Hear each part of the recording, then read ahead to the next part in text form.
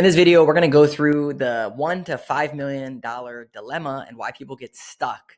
And there's specifically 4 problems that we're going to look at, and there's 18 things to fix. And in this video, we're going to walk through every single one of them so that way you have a blueprint to go from $1 million to $5 million in revenue. All right, so to get to $1 million in revenue, usually this is the growth equation. You get more leads, you get more work, you hire techs, you make more money, you get out of the field. And this is a very normal situation to get to 1 to 2 million. You just do more of all of these things, and you're going to close more deals, you're going to get more leads, you're going to hire some more people, you're going to make more money, then you're going to ultimately get out of the field. And the way that you do that is you run more ads or run ads, whether that's Google ads, Yelp ads, Angie, Home Advisor, Facebook, whatever ads that you choose. Do SEO, do social media content or ads on social media. And if you're advanced, you do B2B relationships, referral-based marketing, you do email marketing to your customers and text marketing. All of these things will continue to work to get you to 5 million, but there's other problems that you're going to face that I'm going to walk you through today to hopefully you can solve them to get to $5 million. All right, so the first problem is inside of your CRM. And there are 5 things that you need to fix inside of your CRM. Most CRMs, Service Titan, Jobber, House Call Pro, Workiz, they all have very similar things. And inside of them, we run into 5 main problems. The first thing is clean data. We get on calls all the time with businesses and the data is not to the level that we need it to be. And unfortunately, then you don't know what's actually working and not working. So clean data, what does exactly clean data mean? So down here, these are the numbers that you would want to track on a monthly basis, which is why number 2 is monthly reporting. Is you got to get clean data with monthly reporting. And these are the things. You need to know your lead count year over year. So last January, we did 80 leads. This January, we did 100 leads. And inside of all the CRMs, there's different ways to track these leads, but you got to figure it out. You need to know your lead count. Number 2 is your job count. Same thing. We got this many leads. We did this many jobs. After those jobs, we did this many estimates. Then the close rate, average ticket, new customers. And you kind of walk through the steps. And this is what clean data is. So first thing to solve, get clean data. It's going to illuminate all the problems that you would have in your business when you actually know the numbers. So clean data, monthly reporting. Once you get this part dialed in, then you can set KPIs, key performance indicators, which basically says, okay, with lead count, if we want to grow X amount, then we need to increase our lead count to this number, or we need 100 leads per month, and that's going to solve this problem for us. And you can start to look at these numbers and say, okay, well, this doesn't match up with what we need. So how can I solve this inside of my business? And we're going to go through some of these other problems and fixes are going to solve these things. The other part of the CRM that most people have issues with is automations. So inside of your CRM, there might be some canned automations like Jobber, House Call Pro. They have some very basic automations that you can run, which are not bad. But there's a bunch of other automations that you can connect with Zapier and other platforms, which would allow you to turn on like lead nurture sequences, estimate nurture sequences, follow-ups, 6 months, 12 months, based off of their city, their states. There's a lot of other automations that people don't utilize inside of their CRM, even just the basic ones at that, which that's the lead and estimate nurture that most people don't have. Most people, they get leads, they don't know where they're going. Maybe they add them into their CRM, hopefully, but most of the times they get calls and stuff all over the place, but they're not actually adding them to their CRM and nurturing their leads.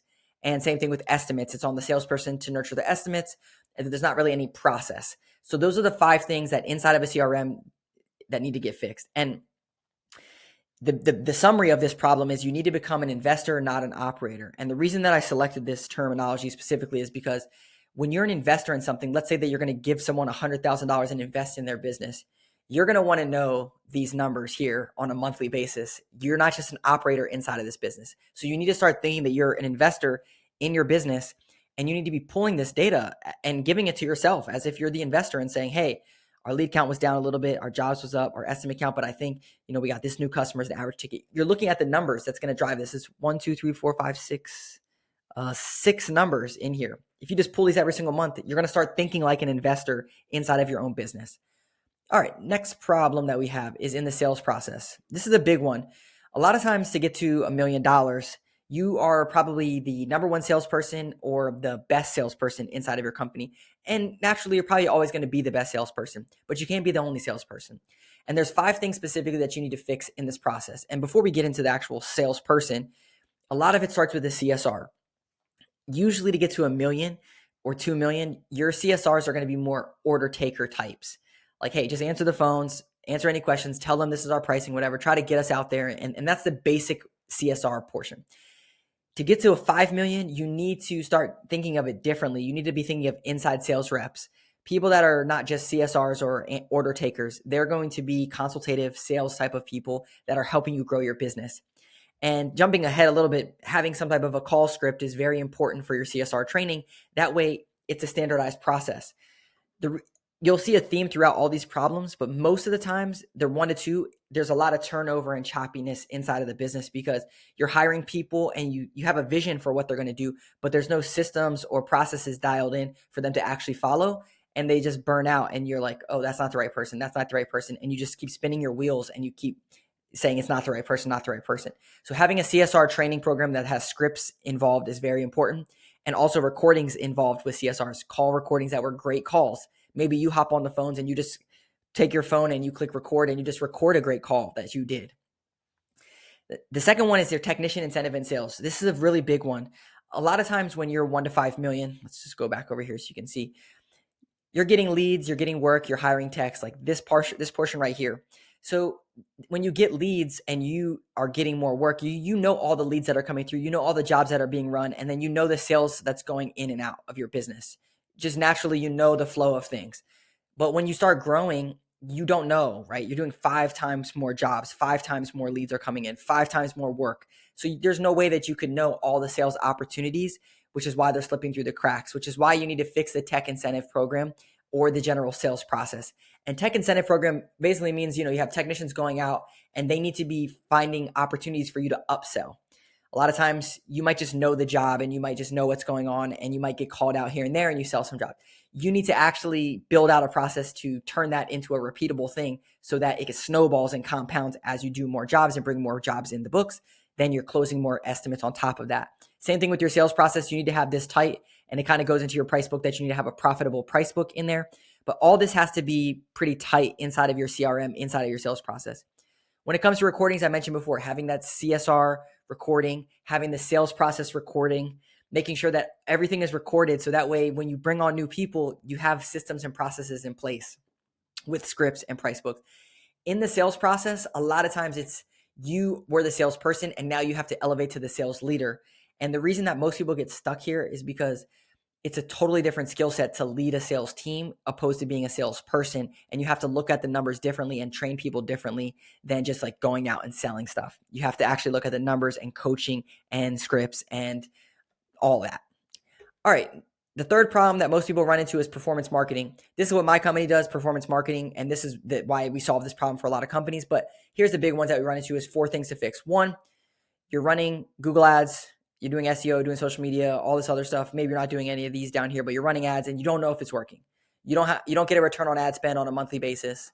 You have no idea if you're just praying to the Google gods, please give me leads. I don't know if this is working or not. You don't know. And that's why you need a return on ad spend every single month. Same thing with your customer acquisition cost. You're spending all this money on marketing, but you don't know if it's getting you new customers or just returning customers. A really quick way to solve this is how much money did you spend on marketing last month?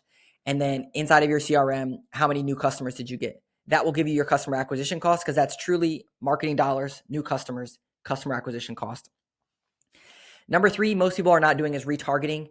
And over here, I mentioned the more advanced people are doing email marketing and text marketing, and not just sporadic emails going out, but on a cadence that's a monthly cadence, making sure that your open rates and click-through rates are good, and then calling the people that are in your emails and making sure that they're actually going to use your service or turning them into warm sales opportunities. And the last piece of fixing this is no more cookie cutter marketing. What I mean by cookie cutter is a lot of times people are, okay, I'm going to pay this guy $200 to do some SEO. I'm going to pay this company to do $200 to do some Facebook ads. I'm going to do this. And it's very just like cookie cutter, rinse and repeat. They just do the same thing for different people. And you're mostly looking at it as lead channels. And the summary here is becoming a business leader, not a marketer, because when you have like all these marketing minions all around just doing random things and there's no cohesive game plan that's actually pulling a return on ad spend or tracking any of your data in here to make sure that these are actually working, you're basically just a glorified marketing manager trying to piecemeal this marketing thing together for you. And like I said, this is exactly what my company solves for businesses. That's why I know these problems so well, because I talk to so many business owners. But the performance marketing, these are the 4 things to fix. And it's specifically looking at performance marketing in your business, not just doing marketing and not you trying to point all these people to do some random marketing and piece all these people together, actually having a cohesive team and game plan that's going to grow your business over time. All right. And then the last problem that most people face is internal structure. And this, we run into this one a lot because the $1 to $2 million range, you have to start deploying a lot of cash to bring on people. And up to $1 million, you might, I'm real profitable, feeling good about myself.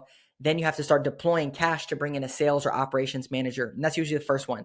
Whatever you're not good at, you need to hire the other person. You need to have an ops manager that runs point, and then you run point on the sales leader, or vice versa. But usually you have to fix this problem. And to get to 5 million, you usually have to have both fixed, sales and ops manager. And you're more of the COO, maybe even the visionary type as you scale up. But sales and ops manager is huge because you can't be putting out fires in the field and managing your sales team and managing your closings. You have to either delegate one or the other or wrap up and be the COO.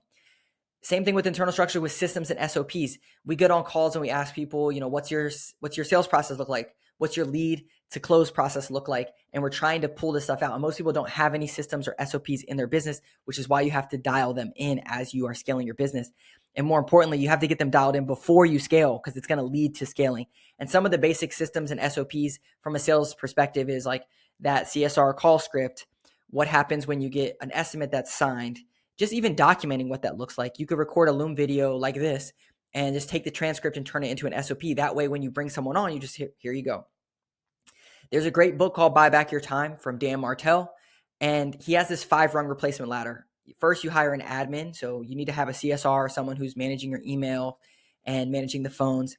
Then you have to get delivery, which is like technicians out in the field. Usually you have this when you get to $1 million. The third one is marketing, which kind of goes back to this performance marketing. You don't want to be the marketing kingpin director in your business. You might have ideas, but you need to have a team that's working every single day to help you market your business. And then the fourth one is sales. The sales piece is so huge because to get to 5 million, you can't be the only salesperson, let alone the best salesperson in your business. You have to have more salespeople. And then the fifth one is management that he talks about in buying back your time. And we're talking a lot about that in this infrastructure and internal structure stage of you need to have some managers in place to help you. And the last piece is auditing your time. As you want to grow your business, you have to audit your time to make sure that you're spending time on what matters the most. You have this unique ability. What you don't want to do is be spending your time on $10 tasks.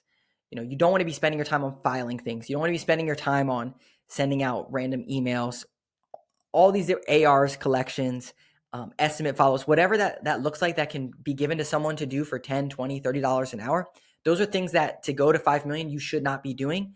And so like I do this for my business. I literally audit my time every single day to try to drill down on what am I really good at, what moves the needle, and what can I give to someone else that maybe they really enjoy doing.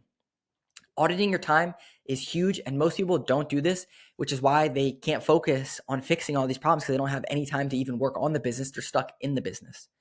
So the summary for this one is becoming a business leader, not a doer. And the question that you need to ask is who, not how. Who, not how is the big question. And overarching to go from 1 to 5 million, because you can't fix all these things in your business. You can't fix the performance marketing. You need to ask who is a good marketing company to work with. Sales process. You can't fix your CSR training if you've never done it. You can't fix your sales process. So who's going to help coach me on my sales process? That's a great question. Who's going to help me fix my CRM and dial in these numbers? These are all questions that you should be asking as you start to solve these problems. All right. If you want to see how we've implemented some of this performance marketing strategies and worked with other companies, I'll put a video up above here of how we help scale another company. If that one's not out, you can check this one out.